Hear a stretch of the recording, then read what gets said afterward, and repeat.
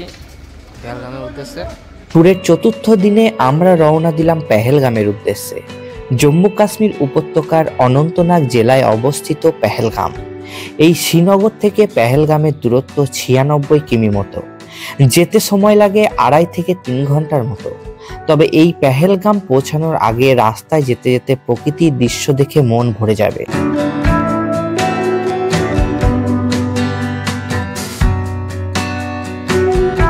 এই পেহেলগাম পৌঁছানোর আগে রাস্তার ধারে পড়বে অসংখ্য আপেল বাগান। আমরা এই আপেল বাগানে ঢুকে আপেল বাগান ভালোভাবে ঘুরে দেখে আপেল পেড়ে খেয়ে কিছু আপেল বাড়ি নিয়ে যাওয়ার জন্য প্যাকিং করে রাখলাম। তোমরা যদি চাও টাটকা আপেল বাড়ি নিয়ে যেতে, তবে যে কোনো আপেল বাগান থেকে নিয়ে যেতে পারো।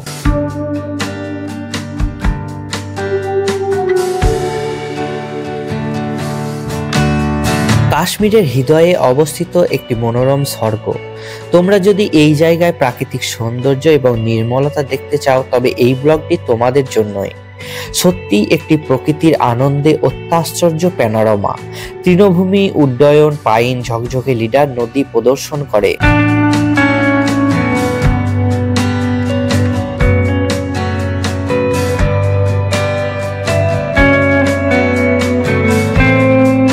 এই জায়গা তার শ্বাসরুদ্ধকর সৌন্দর্যের জন্য বিখ্যাত।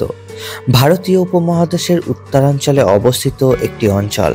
পৃথিবীতে স্বর্গ হিসেবে উল্লেখ করা হয়।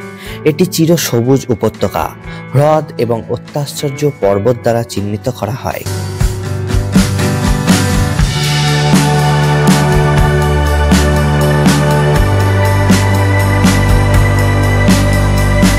এখানকার সংস্কৃতি হিন্দু, বৌদ্ধ এবং ইসলামিক প্রভাবের একটি সুরেলা মিশ্রণ, যা এর ঐতিহাসিক উত্তরাধিকারকে প্রতিফলিত করে।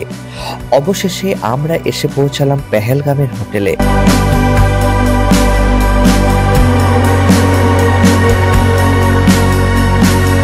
পেহেলগামের হোটেলটা ছিল সম্পূর্ণ কাঠের তৈরি। আমরা এই হোটেলে ডবল বেডের 2টো রুম নিয়েছিলাম। এটা আমাদের রুম, সম্পূর্ণটা কাঠের।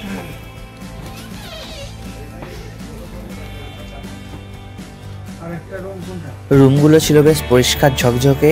আর এই দেখো, এটা ওয়াশরুম, বেশ পরিষ্কার।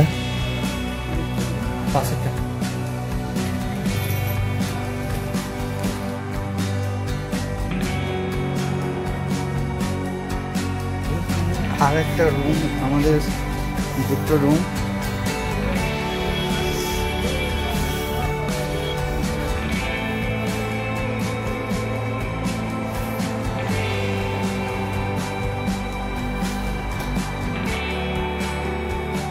এই দেখো হোটেলের ভিতর থেকে বাইরের ভিউটা কিরকম দেখায়। সেদিন দুপুরের খাবার খেয়েছিলাম পেহেলগামের হোটেলের রেস্টুরেন্টেই। এই হোটেলের খাবার নিয়ে কোনো কথাই হবে না। শ্রীনগরের হোটেলগুলিতে খাবার খেয়েছিলাম, ওখানে সব খাবারেই ছিল রিচ বেশি। আর পেহেলগামের এই হোটেলের রান্নাও ছিল খুব দুর্দান্ত। তার সাথে অনেকটাই দাম কম শ্রীনগরের হোটেলের তুলনায়। খাবার খেয়ে পায়ে হেঁটে ঘুরে দেখেছিলাম পেহেলগামকে, এবং রাত্রিতে ডিনার সেরে শেষ হয়েছিল ট্যুরের চতুর্থ দিনটি। পরের দিন সকালবেলা ঘুম থেকে উঠে ফ্রেশ হয়ে ব্রেকফাস্ট সেরে বেরিয়ে পড়লাম পেহেলগামের সাইট সিনের জন্য। আমরা ট্যাক্সি স্ট্যান্ডে এসে গাড়ি ঠিক করলাম। 3টে পয়েন্ট আমরা দেখবো। সেগুলো হচ্ছে আরু ভ্যালি, বেতার ভ্যালি আর চন্দনবাড়ি। সেখানে আমরা 3জন আছি। আর ছোট ইকো গাড়ি পেয়েছি আমরা, সেটাতে এখন রওনা দেবো। এই ইকো গাড়ি করে যাত্রা শুরু করলাম পেহেলগামের সাইট সিনের জন্য।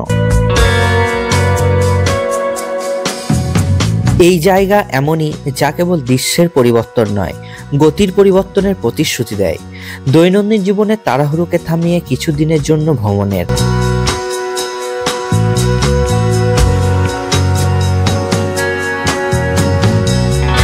মনোমুগ্ধকর ল্যান্ডস্কেপের মধ্যে দিয়ে তোমরা যখন শ্রীনগরের কোলাহলপূর্ণ শহর থেকে পেহেলগামের শান্ত স্বর্গে প্রবেশ করবে, তখন কোথাও মনে হবে যেন প্রকৃতির স্বর্গে এসে হাজির হয়েছি।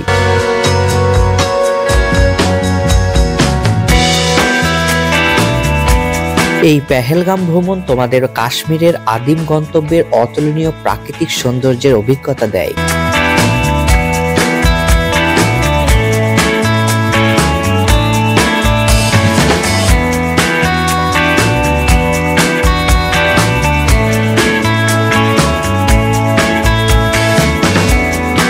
অবশেষে আমরা এসে পৌঁছালাম আরু ভ্যালিতে। এই নির্মল এবং মনোরম গ্রামটি প্রকৃতিপ্রেমীদের জন্য একটি নিখুঁত জায়গা।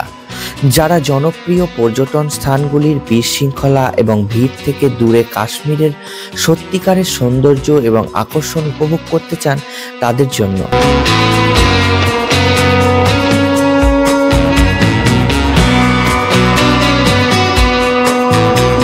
এই আরু উপত্যকা লিডার উপত্যকার কেন্দ্রস্থলে অবস্থিত, যেটা সমুদ্রপৃষ্ঠ থেকে 2400 মিটার উপরে।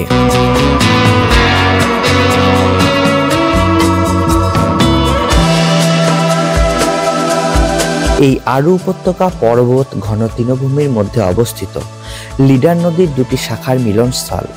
এই উপত্যকায় বেশ কিছুক্ষণ সময় কাটিয়ে আমরা রওনা দিয়েছিলাম চন্দনওয়াড়ির উদ্দেশ্যে।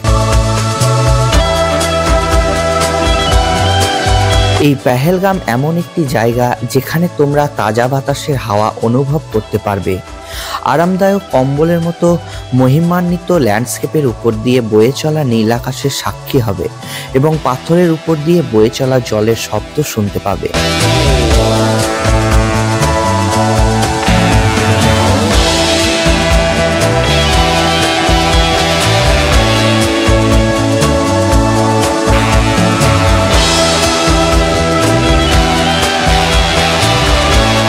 অবশেষে আমরা এসে পৌঁছালাম চন্দনওয়াড়িতে। অনন্তনাগ জেলায় অবস্থিত এই জায়গা। চন্দনওয়াড়ি কাশ্মীরের অন্যতম সুন্দর স্থান।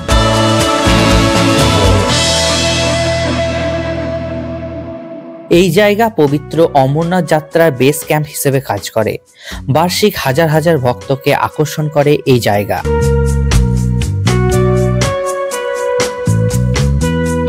চন্দনওয়াড়ি তার তুষারবৃত্ত পর্বত এবং তাদের মধ্যে দিয়ে প্রবাহিত স্রোতসহ প্রাণবন্ত তৃণভূমির জন্য বিশেষভাবে পরিচিত।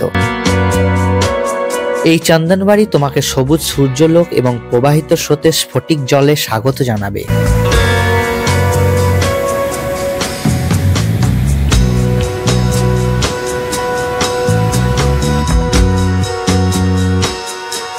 তোমরা লিডার নদীতে হিমবাহ গলে যাওয়া সুন্দর দৃশ্য দেখতে পাবে এখানে।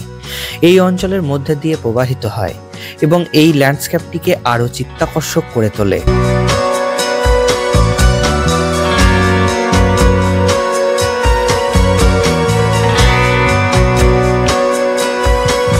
বেশ কিছুক্ষণ সময় কাটিয়ে আমরা রওনা দিয়েছিলাম বেতাব ভ্যালির উদ্দেশ্যে।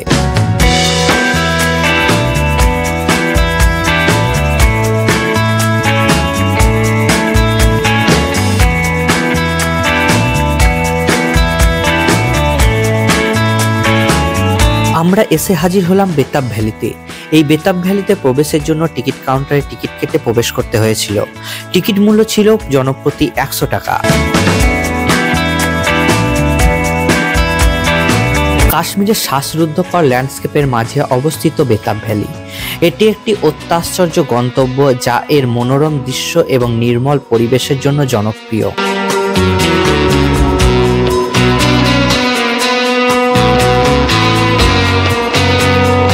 বলিউড মুভি বেতাবের নাম অনুসারে এখানকার নাম হয়েছে বেতাব ভ্যালি। এই জায়গায় আসলে কিভাবে সময় কেটে যাবে তা টের পাওয়া খুবই মুশকিল।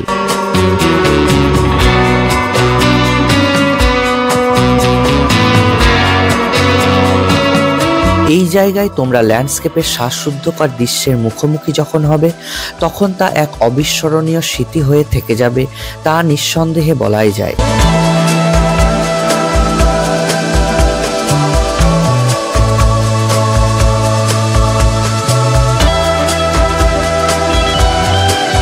প্রাকৃতিক সৌন্দর্য এবং প্রশান্তি সন্ধানকারী পর্যটকদের জন্য একটি খুবই জনপ্রিয় স্থান হয়ে উঠেছে। চারপাশে সবুজ তৃণভূমি, সুউচ্চ পর্বতমালা এবং প্রবল স্রোত দ্বারা বেষ্টিত। বেতাব ভ্যালি প্রকৃতি প্রেমীদের এবং অ্যাডভেঞ্চারি অনুসন্ধানকারীদের জন্য এক অনন্য অভিজ্ঞতা প্রদান করে। প্রাকৃতিক সৌন্দর্যের পাশাপাশি বেতাব উপত্যকা দুঃসাহসিক কার্যকলাপের কেন্দ্র হিসেবে কাজ করে। পর্যটকরা উপত্যকায় ট্রেকিং, ঘোড়ায় চড়া, এমনকি ক্যাম্পিং উপভোগ করতে পারে। আমরা বেশ কিছুক্ষণ সময় কাটিয়ে রওনা দিয়েছিলাম হোটেলের উদ্দেশ্যে।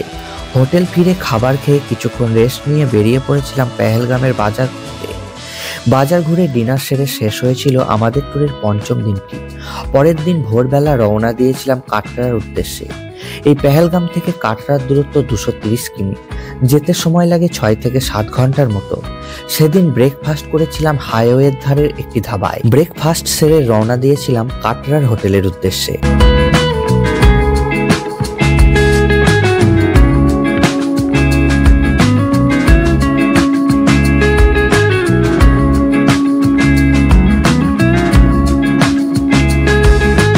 অবশেষে আমরা এসে পৌঁছালাম কাটরার হোটেলে।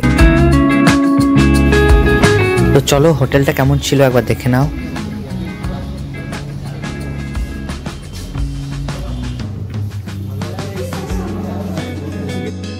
দীর্ঘ 7 ঘন্টা জার্নি করে আসার পর সেই দিনটা সম্পূর্ণ এই হোটেলে রেস্ট নিয়ে পরের দিন সকালবেলা বেরিয়ে পড়লাম বৈষ্ণব দেবী মন্দির দর্শনের জন্য। আর এই মন্দির দর্শনের জন্য পর্চি করতে হয় সকলকেই, তার জন্য অবশ্যই আধার কার্ড থাকতে হবে।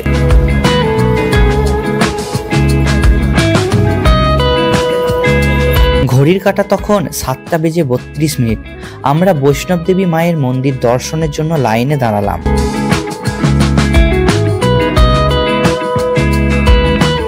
জম্মু কাশ্মীরের তিকুটা পাহাড়ে অবস্থিত মাতা বৈষ্ণব দেবীর মন্দির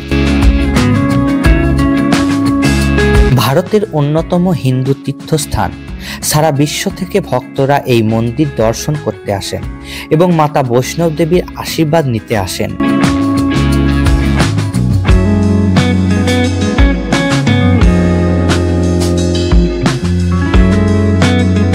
এই স্থানকে সবচেয়ে গুরুত্বপূর্ণ শক্তিপীঠ হিসেবে বিবেচনা করা হয়, কারণ বিশ্বাস করা হয় যে এখানে দেবী সতীর খুলি পড়েছিল।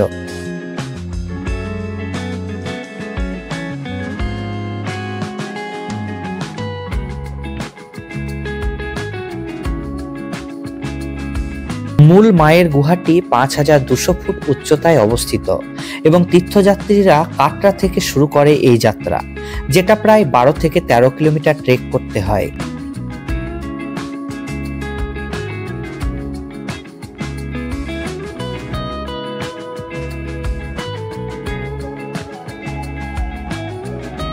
তবে এই মন্দির দর্শনের জন্য যাদের হাঁটার প্রবলেম রয়েছে তাদের জন্য হেলিকপ্টার, ঘোড়া, পালকি, ছোট গাড়ির ব্যবস্থা রয়েছে। ভবন পৌঁছে পবিত্র গুহার ভিতরে দেবীর দর্শন পেয়ে ধন্য হয় সকল পুণ্যার্থীরা। এই গুহায় দেবী 3টি প্রাকৃতিক শিলা গঠনের আকারে রয়েছেন। মাঝখানের মূর্তিটি দেবী লক্ষ্মীর, ডান দিকের মূর্তিটি দেবী কালী এবং বাম দিকের মূর্তিটি দেবী সরস্বতী।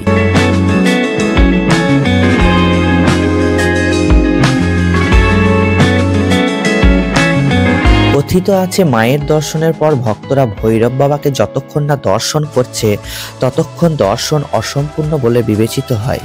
আর এই ভৈরব বাবার মন্দির মায়ের মন্দির থেকে আরো 2 কিলোমিটার উপরে রয়েছে, তাই আমরা ভৈরব বাবার মন্দির দর্শনের পর পুনরায় পায়ে হেঁটে ফিরেছিলাম হোটেলে। হোটেল ফিরে ডিনার সেরে শেষ হয়েছিল আমাদের ট্যুরের 7 নম্বর দিনটি। পরের দিন ভোরবেলা রওনা দিলাম জম্মু তাওয়া স্টেশনের উদ্দেশ্যে। কাটরা থেকে জম্মু স্টেশন 48 কিমি, যেতে সময় নেয় 1 থেকে 1.5 ঘন্টার মতো। আর আমাদের ট্রেন ছিল 7:20-তে হামসফর এক্সপ্রেস। তো এই ছিল সম্পূর্ণ কাশ্মীর ট্যুরের ভিডিও। ভিডিওটি ভালো লেগে থাকলে লাইক, শেয়ার করে চ্যানেলটি সাবস্ক্রাইব করতে ভুলবেন না। আবার দেখা হবে নতুন কোনো জায়গায় নতুন কোনো ব্লগ নিয়ে। ততক্ষণ সবাই ভালো থাকবেন।